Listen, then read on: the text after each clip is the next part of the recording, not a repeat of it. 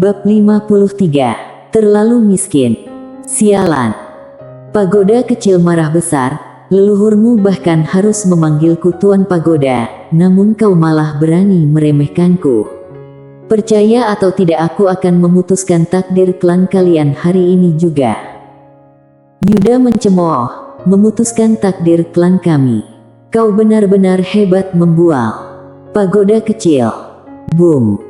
Tepat pada saat ini, getaran hebat terasa di atas kepala semua orang. Naga sejati itu sudah datang. Pagoda kecil menangkap Sander, tubuhnya bergerak dan langsung menghilang. Melihat ini, ekspresi Yuda seketika berubah, mau kabur. Tangan kanannya meraih ke depan. Boom. Ruang hancur, tangan raksasa tiba-tiba menembus ruang hampa, dan muncul ribuan mil jauhnya. Brang. Ruang di sana hancur, namun Sander dan bayangan itu sudah tak terlihat. Melihat ini, wajah Yuda seketika gelap. Mereka berhasil kabur. Dan pada saat ini, naga sejati tiba-tiba berubah menjadi seorang pria paruh baya. Yuda menatap pria paruh baya itu, Daris. Dia agak terkejut, klan naga bahkan mengirim Daris datang ke sini. Orang ini pada saat itu mewakili klan naga dalam pertarungan nasib, kekuatannya adalah yang terkuat di antara generasi muda klan naga. Daris menatap langit, orang ini tak sederhana. Yuda diam. Memang tak sederhana. Tadi yang menyebut dirinya Tuan Pagoda, meski sombong dan arogan, harus diakui, ia memiliki kemampuan yang lumayan. Daris berkata, pemuda itu adalah seorang kultivator pedang, yang berarti, di belakangnya pasti ada seorang master kultivator pedang yang kuat. Yuda berpikir sejenak, aku sebelumnya sudah menyelidikinya, orang yang mendukungnya paling-paling hanya seorang dewa pedang. Daris menatap Yuda, kok kau bisa tahu? Aku menebaknya, jawab Yuda. Daris pun mengernyit. Saat ini hanya ada beberapa kaisar pedang, dan mereka semua berada di luar semesta Guanxuan, jadi, orang di belakangnya setidaknya hanya seorang dewa pedang. Ujar Yuda. Daris merenung sejenak, kemudian mengangguk, kata-katamu masuk akal. Yuda berkata, orang ini berbakat, dan seorang kultivator pedang, karena sudah berseteru dengannya, kita harus membunuhnya, agar tak meninggalkan ancaman di kemudian hari. Daris mengangguk, kami tentu saja mengerti. Klan kami memiliki sekelompok naga sejati yang luar biasa, kalau kalian bersedia, kalian dapat mengirim 2 orang ke tempat kami, membiarkan mereka memilih mitra. Yuda pun tersenyum, tentu saja bersedia. Bisa bermitra dengan orang klan naga, kekuatan perang mereka akan jauh lebih unggul. Selain itu, kedua suku bisa menjalin hubungan baik yang stabil. Ini benar-benar untung besar. Daris melihat ke langit, aku ingin lihat, di dataran tengah negara es ini, siapa berani melindunginya. Di suatu tempat di antara awan, pagoda kecil membawa Sander berhenti. Setelah berhenti, ia segera berubah menjadi cahaya dan masuk ke dalam tubuh Sander. Sander segera bertanya, Tuan Pagoda, apakah kau baik-baik saja? Dia bisa merasakan bahwa luka pagoda kecil cukup parah. Sejenak kemudian, pagoda kecil berkata, aku tak bisa bertindak lagi. Sander mengangguk, dan merasa bersalah, Tuan Pagoda, maaf sudah membebanimu. Pagoda kecil mendesah pelan, buat apa mengatakan hal itu? Sander meragu sejenak, Tuan Pagoda, target mereka adalah aku, bagaimana kalau kau pergi saja? Aku bersungguh-sungguh. Pagoda kecil diam sejenak, aku telah menyerap energimu begitu lama, tak enak meninggalkanmu begitu saja. Biarkan aku menemanimu untuk sementara waktu. Setelah kau menjadi dewa pedang, aku baru akan pergi. Sander masih ingin mengatakan sesuatu, namun pagoda kecil berkata, pergi ke klan dewa.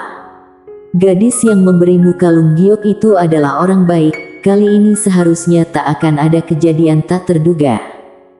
Sander mengangguk.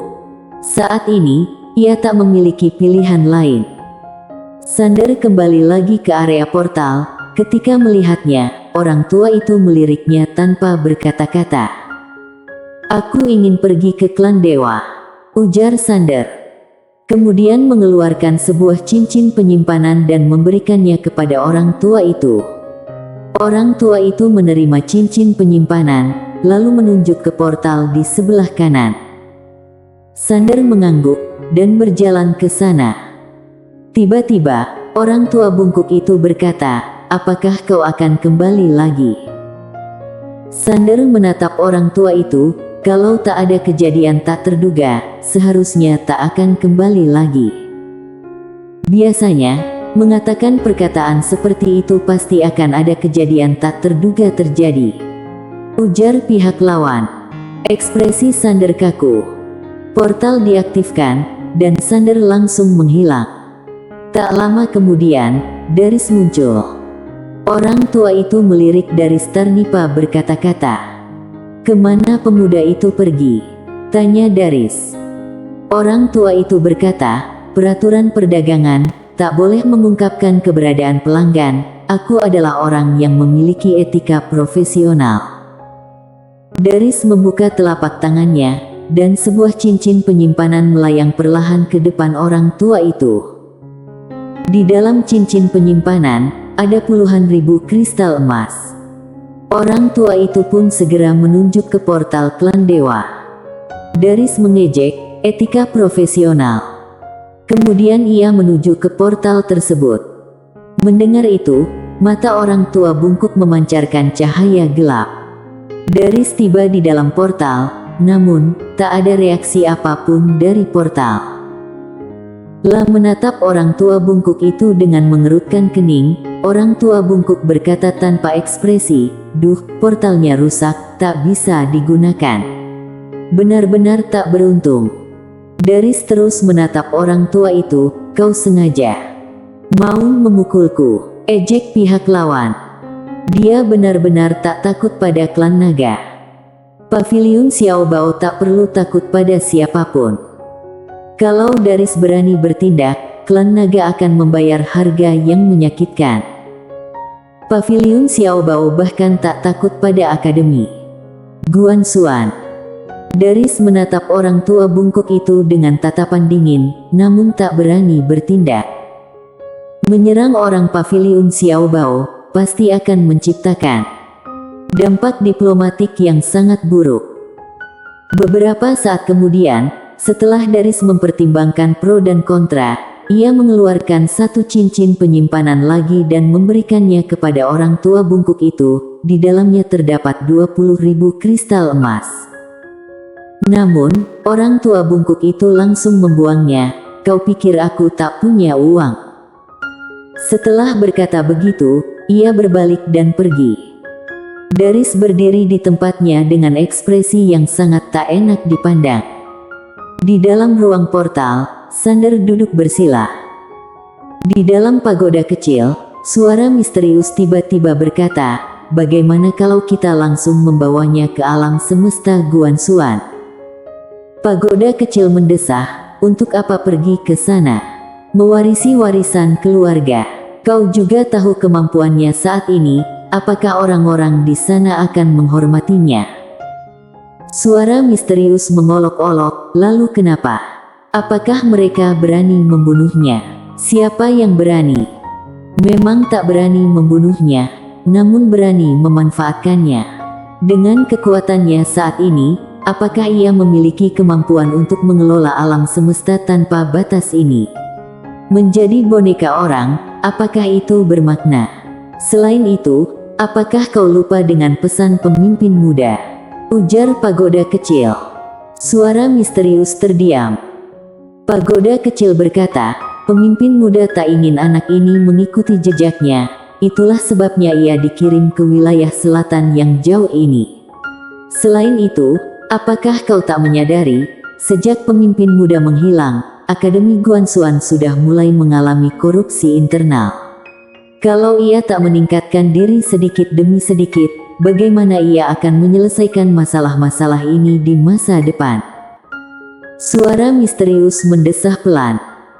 Pagoda kecil lanjut berkata, selain itu, ia perlu mengasah tekadnya. Kalau sekarang ia langsung dibawa kembali ke alam semesta Guanxuan, mana bisa diasah lagi. Tanpa melalui berbagai kesulitan di dunia ini, bagaimana mungkin ia menjadi master pedang terhebat di dunia? Setelah berkata demikian, ia berhenti sejenak. Selain itu, luka kita berdua juga tak bisa diatasi oleh alam semesta ini. Dengan kondisi kita sekarang, dan sebagian besar orang-orang kuat generasi tua yang sudah sangat sedikit, kita tak bisa melawan orang-orang hebat di alam semesta Guanxuan. Suara misterius berkata, master pedang terhebat di dunia. Pagoda kecil mendesah dan tak mengatakan apa-apa lagi. Dia berhenti sejenak, lalu berkata lagi, selain itu, aku berharap kau mengerti satu hal. Kita berdua, tak lagi seperti yang dulu, kita tak bisa lagi bersikap arogan. Kalau kita tewas di tangan beberapa orang kecil, itu benar-benar akan memalukan. Suara misterius mendesah, aku tak menyangka diri sendiri akan berakhir sedemikian buruk. Sialan. Pagoda kecil tiba-tiba berkata, kalau orang-orang di dunia ilusi tahu tentang keberadaannya, mereka pasti akan berusaha keras menghancurkan batas dunia yang ditinggalkan oleh pemimpin muda, lalu menyingkirkannya. Suara misterius segera berkata, biarkan ia menderita sedikit. Warisan keluarga bisa diwariskan setelah itu. Di dalam ruang portal, Sander melihat cincin penyimpanan di depannya. Saat ini, ia hanya memiliki 47.000 kristal emas. Berkultivasi benar-benar menguras dompet. Sander menggenggam erat cincin penyimpanan. Kedepannya ia harus lebih berhemat. Dirinya benar-benar terlalu miskin. Lah harus mencari pekerjaan demi keberlangsungan hidupnya. Bersambung.